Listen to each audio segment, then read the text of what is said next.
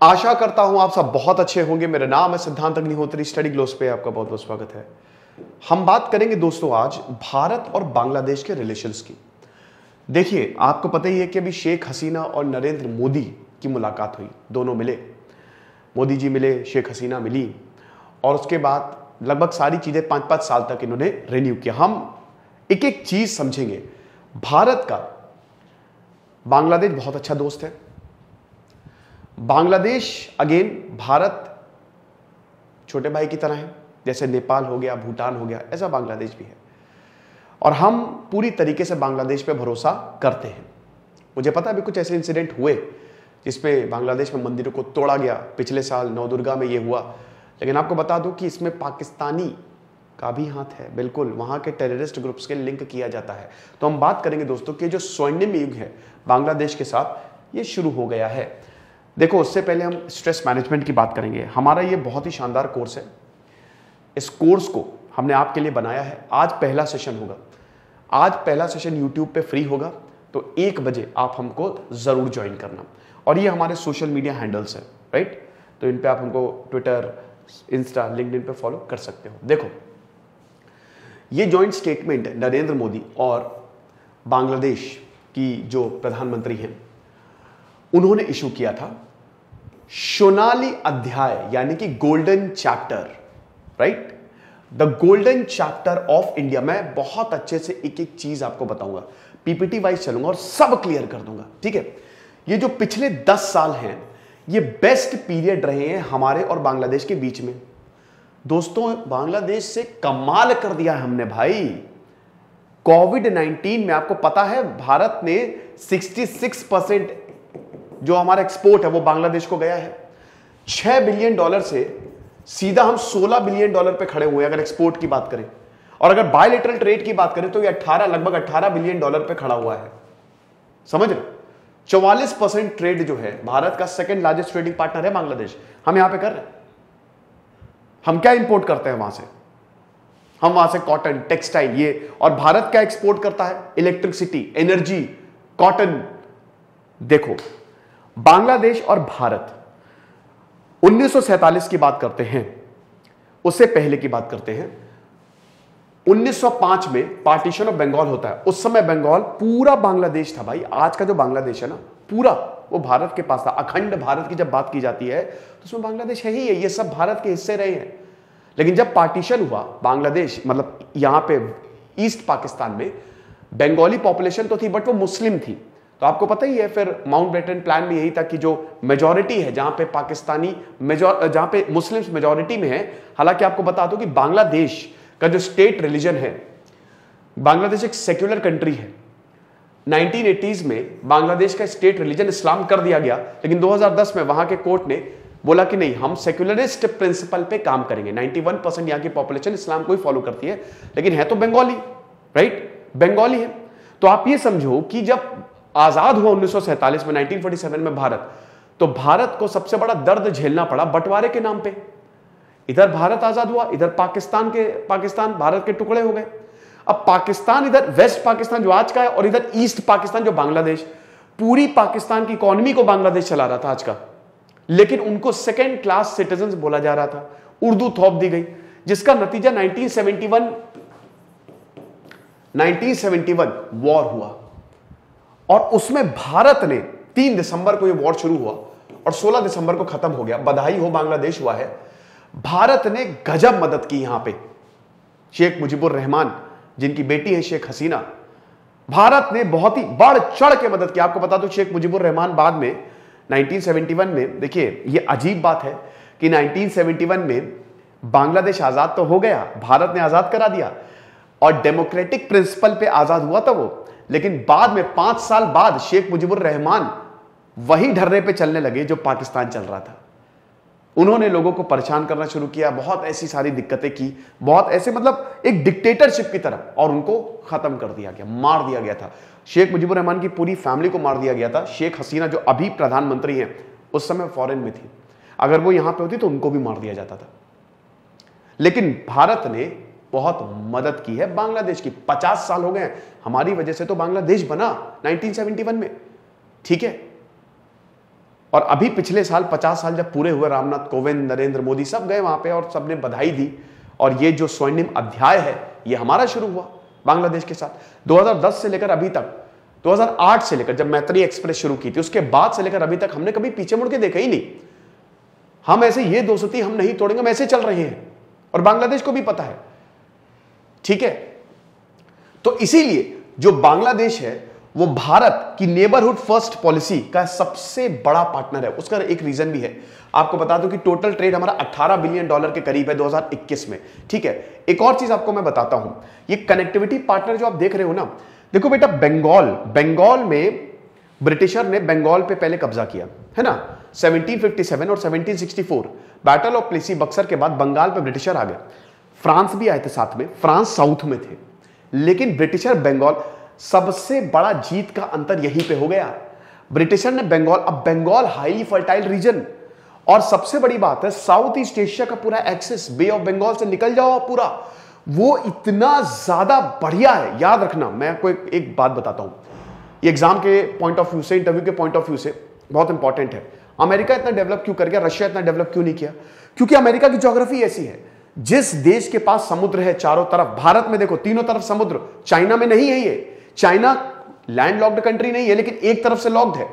जहां पे हर तरफ जमीन होगी वहां पे ट्रेड बहुत मुश्किल होगा, क्योंकि दुनिया का 90% ट्रेड होता है समुद्र से, समझ गए? तो अगर बांग्लादेश की बात करो तो बांग्लादेश के पास पूरा बे ऑफ बंगाल है, समुद्र है, और जिसके पास समुद्र होगा उसकी इकोनॉमी आगे बढ़नी ही बढ़नी है, ठीक है। तो रशिया लैंडलॉक तो नहीं लेकिन बहुत मुश्किल है, कहां, उधर ऊपर एंटार्क्टिका चले, आर्टिक चले जाओगे, इधर नीचे कोई है ही नहीं देश, आप हर तरफ से जमीन से घिरे हुए हो। तभी तो हमेशा रशिया अफगानिस्तान को चाहता था अपने पास, और यही चाइना के साथ प्रॉब्लम है। चाइना इसीलिए सीपेक बना रहा है, वरना उसको बहुत खर्चा देना पड़ता है, बहुत पैसा लगता है, समझ रहे हो? तो बात यहां पे बांग्लादेश एक बहुत ही जबरदस्त पार्टनर इसलिए क्योंकि उसका एक्सेस, जो कनेक्टिविटी बांग्लादेश हमको दे रहा है, और जो हमने, जैसे अभी हमने वो जो PWITT, क्या वो पावर इनलैंड, मतलब वो इनलैंड ट्रेड, उसको भी 5 साल से रिन्यू कर दिया है। 8 रूट्स यहां पे बांग्लादेश को हमने दिए हैं, राइट? तो ये चीज है। अब देखिए, ये तो खैर पिछले साल का है, जब मुजीब वर्षों 50 साल जब पूरे हुए, ठीक है, देश का आजादी का दिन मनाया गया था। लेकिन भारत के लिए 2008 से शुरू हो गया था, 2008 से। मैत्री एक्सप्रेस जो पैसेंजर ट्रेन थी ढाका और कलकत्ता के बीच में, ये 2008 में इनॉग्रेट हुई थी, और उसके बाद भारत ने कभी पीछे मुड़ के देखा ही नहीं। फिर उसके बाद आप देख सकते हो कि मोमेंटम ऊपर ही जाता रहे। 2010 में सबसे बड़ा एग्रीमेंट, ये देखिए, कॉम्प्रिहेंसिव फ्रेमवर्क ऑफ कॉपरेशन। देखिए, कॉम्प्रिहेंसिव फ्रेमवर्क ऑफ कॉपरेशन जो है ये अभी तक लागू में नहीं आया है, लेकिन इसमें टैरिफ्स दिए जा रहे हैं। देखिए हो क्या हो रहा है ना कि 2026 में, 2026 में बांग्लादेश एक डेवलपिंग कंट्री हो जाएगा, है ना। और जब बांग्लादेश एक डेवलपिंग कंट्री होगा तो होता क्या ना कि जैसे अभी आप कमजोर हो, अब आप मेरे पास आओगे, मैं आपको मदद करूंगा, मैं बोलूंगा बेटा तुम परेशान मत हो, मैं तुम्हारे साथ हूं। अभी तुम मुझे पता है तुम बहुत ब्रिलियंट इंसान हो, लेकिन अभी तुम्हारे पास पैसा नहीं है, अभी मैं तुमको पॉलिश करता हूं, ठीक है, अभी मैं तुमको सारा ज्ञान देता हूं, फ्री में दूंगा मैं, तो मैं आपको बहुत ज्यादा फेवर कर रहा हूं। फिर एक टाइम बाद आप डेवलप हो जाओगी, तब मैं बोलूंगा बेटा अब मैं तुमको तुम्हारी मदद नहीं कर पाऊंगा, तुम ऑलरेडी डेवलप हो गए हो। यही बांग्लादेश के साथ हो रहा है। बांग्लादेश क्या होता है ना कि जब कोई अंडर डेवलप्ड कंट्री होता है तो उसको बहुत सारे टैरिफ मिलते हैं, बहुत सारे फायदा मिलता है, लेकिन 2026 में आते आते ये डेवलपिंग में आ जाएगा बांग्लादेश, जिसकी वजह से बहुत दिक्कतें होने शुरू हैं। अब होगा क्या कि उस समय भारत इनका साथ दे रहा है, और ये एग्रीमेंट जो है ना उसी का ही पार्ट था, ये CFPA। इसमें क्या है ना कि हम आपको फ्री ट्रेड देंगे कुछ आइटम्स पे, जैसे अभी वो 5 साल तक वो और रिन्यू कर दिया गया, ठीक है, 2027 तक होगा। 993 आइटम्स पे हम आपको टैरिफ देंगे, बांग्लादेश ने अलाउ किया। टैरिफ मतलब क्या है कि जैसे हमारा प्रोडक्ट है, अब मान लीजिए कि हमारा प्रोडक्ट हमको आपको बेचना है और आपको अगर हमको बेचना है, तो फ्री ट्रेड एग्रीमेंट में क्या होगा, जो टैक्स लगता है ना बहुत ही कम लगेगा, बहुत ही कम। तो ये CFPA ना रीढ़ की हड्डी है भारत के ट्रेड की, कि बांग्लादेश से बहुत ही बढ़िया तरीके से हम ट्रेड करेंगे।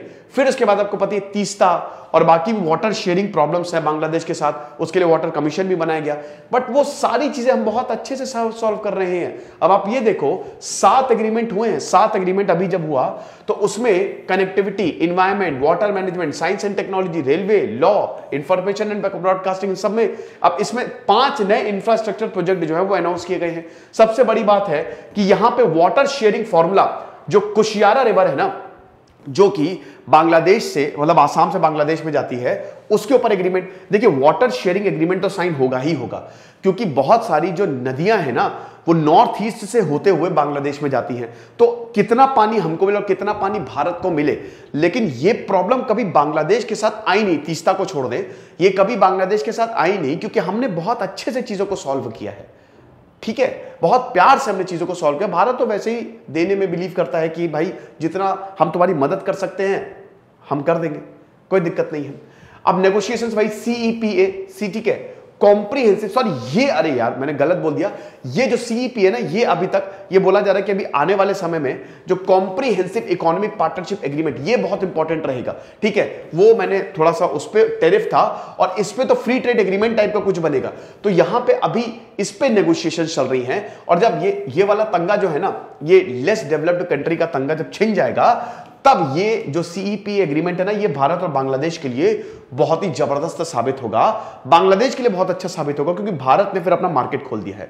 ठीक है, अब देखिए भारत की जो कंपनीज हैं, अडानी ग्रुप हो गया, जैसे अडानी ग्रुप में अभी झारखंड में पावर प्लांट बनाया है, तो ये ट्रांसमिशन लाइन बांग्लादेश को देगा। बांग्लादेश में एनर्जी प्रॉब्लम है, तो भारत बहुत ज्यादा मदद कर रहा है। पता है ना कि 50-50 में, ये 50-50 पार्टनरशिप 1320 मेगावाट थर्मल प्लांट जो है वो NTPC बनाएगी, है ना, बांग्लादेश में। और उसके बाद जो झारखंड में अडानी ग्रुप जो पावर प्लांट बना रहा है, अगले दिसंबर तक बांग्लादेश को भी यहां पे बिजली मिलेगी, हम ट्रांसमिशन लाइन देंगे। ठीक है, उसके बाद फिर आसाम नुमालीगढ़ रिफाइनरी जो है, पाइपलाइन बिछाई जाएगी ताकि आपको तेल मिल सके। साथ ही साथ हमने बांग्लादेश को line of credit, $8 billion line of credit, मतलब उधार, जैसे क्रेडिट कार्ड होता है ना, इंटरनेशनल इसको लाइन ऑफ क्रेडिट बोलेंगे। आप पैसा आप यूज कर लो, पैसा बाद में देते रहना। तो $8 बिलियन तक इनकी लिमिट है, ये इतना पैसा जो है वो यूज कर सकते हैं, समझ रहे हो, जिसमें $500 मिलियन। देखिए अभी डिफेंस रिलेटेड प्रोक्योरमेंट में प्रॉब्लम है, एक दिक्कत है यहां पे, जो चाइना है, चाइना का इन्फ्लुएंस भी बांग्लादेश में बढ़ता जा रहा है। चाइना का जो स्ट्रिंग ऑफ पर्ल्स पॉलिसी है उसमें बांग्लादेश बहुत ही की है। तो प्रॉब्लम यह है कि यहां पे जो डिफेंस प्रोडक्ट हैं, डिफेंस प्रोक्योरमेंट अभी बांग्लादेश चाइना से मंगा रहा है, लेकिन बांग्लादेश को पता है चाइना की डेट ट्रैप पॉलिसी के बारे में। डेट ट्रैप पॉलिसी के बारे में चाइना की पता है, बांग्लादेश इसमें फंस नहीं रहा है। बांग्लादेश ने चाइना से लोन नहीं लिए हैं क्योंकि बांग्लादेश की इकोनॉमी बढ़िया है, सही है, अच्छी चल रही है। हालांकि अभी मुश्किलात काफी ज्यादा थे, IMF से भी बात हो रही है कि बांग्लादेश को लोन मिलेगा, वो मैंने अभी लेक्चर लिया था, लेकिन इकोनॉमी सही है। और देखिए प्रोग्रेस जो है यहां पे डिफेंस हार्डवेयर इन्वेंट्री पे भी काम चल रहा है, तो भारत हर तरीके से इसमें भी अब घुस रहा है। और भारत डिफेंस में आप देख ही सकते हैं कि भारत के नए नए प्रोजेक्ट बहुत बढ़िया चल रहे हैं, वो सीधा चाइना को काउंटर करेगा। ठीक है, तो ये चीज है। और बांग्लादेश जो है, वही मैंने बताया कि वो डेट ट्रैप पॉलिसी पे फुल्ली अवेयर है ना।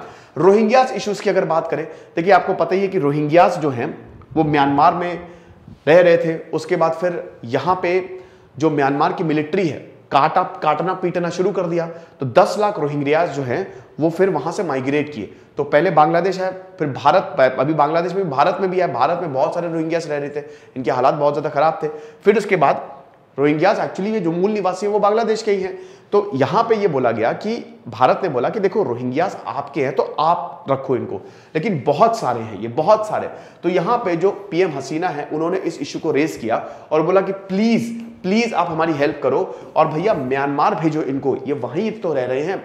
अब भारत ने बोला देखिए हमने ह्यूमैनिटेरियन असिस्टेंट दिया है, ठीक है, हम म्यांमार की सरकार से, क्योंकि म्यांमार से भी अच्छे रिश्ते हैं, लेकिन दिक्कत ये हो गई है कि फेब में म्यांमार में हो गया तख्ता पलट। और जब तख्ता पलट हुआ, ऑन हिलियोंग जो है इस समय वहां के डिक्टेटर बन गए हैं, और वो चाइना, जहां पे तख्ता पलट होगा साउथ ईस्ट एशिया नेशन में, तो वो चाइना की तरफ जाएगा। तो चाइना की तरफ उनका काफी ज्यादा झुकाव है, तो वहां दिक्कत है। हालांकि फिर भी बोल रहे हैं कि हमने ह्यूमैनिटेरियन असिस्टेंस पे बात की है यहां पे सरकार से, म्यांमार की सरकार से, ठीक है। तो ये चीज है। अब जो इंटरनेशनल प्रेशर है वो हेल्प करेगा, लेकिन चाइना को पुश करना पड़ेगा इस चीज के लिए, क्योंकि चाइना की बात सुनता है, ठीक है, ये चीज है। फिर उसके बाद हम ये देखते हैं कि एक बड़ी दिक्कत ये है कि जो इस्लामिस्ट, देखिए आप समझिए कि शेख हसीना ने अपनी सेक्युलर वैल्यूज को होल्ड किया है। शेख हसीना कभी भी इस्लामिक कंट्री इस देश को नहीं दिखाएंगी, संविधान भी इनका ये नहीं कहता है, और इसलिए इस्लाम स्टेट रिलीजन अभी आपको नहीं मिलेगा। प्रॉब्लम यही है ना कि अगर हम हार्ड लाइन इस्लाम को फॉलो करने जाते हैं, क्योंकि भैया बांग्लादेश में भी कट्टरपंथ जो है वो बहुत ज्यादा बढ़ रहा है, तो प्रॉब्लम, लेकिन इसका मतलब ये भी नहीं है कि वो एंटी इस्लाम है, ठीक है। आप समझिए जिन्होंने वॉर, जो भी वॉर क्रिमिनल्स थे 1971 में, उन सबको फांसी दी है, उन सबके ऊपर मुकदमा चला है, यानी कि एक तरीके से धर्म को इन्होंने प्रॉपरली बैलेंस किया है। लेकिन स्टिल ये एक बहुत बड़ी दिक्कत है, जो कट्टरपंथी धार्मिक कट्टरपंथ है ना बांग्लादेश का, ये एक बहुत बड़ी प्रॉब्लम है। अब यहां बोला जा रहा है कि भैया ये पाकिस्तान के जो टेररिस्ट ऑर्गेनाइजेशंस हैं जैसे, और पाकिस्तान के जो कट्टरपंथ है उनसे इनका रिलेशन है, वो डिस्टेबलाइज करना चाहता है।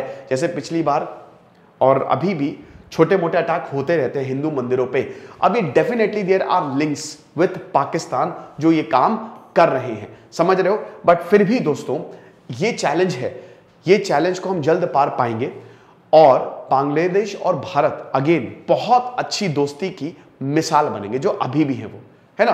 तो ये लेक्चर था। मुझसे बच्चे बहुत बोल रहे थे कि सर बांग्लादेश और इंडिया पे क्यों नहीं लेक्चर ले रहे हो, शेख हसीना और नरेंद्र मोदी की मुलाकात हुई। मैंने कहा कि अभी एक बार कंक्लूड हो जाए, फिर मैं एक साथ ही लेक्चर ले लूंगा। यूपीएससी का शानदार हमारा कोर्स आप जरूर अवेल करिएगा। दिस इज सिद्धांत अग्निहोत्री साइनिंग ऑफ।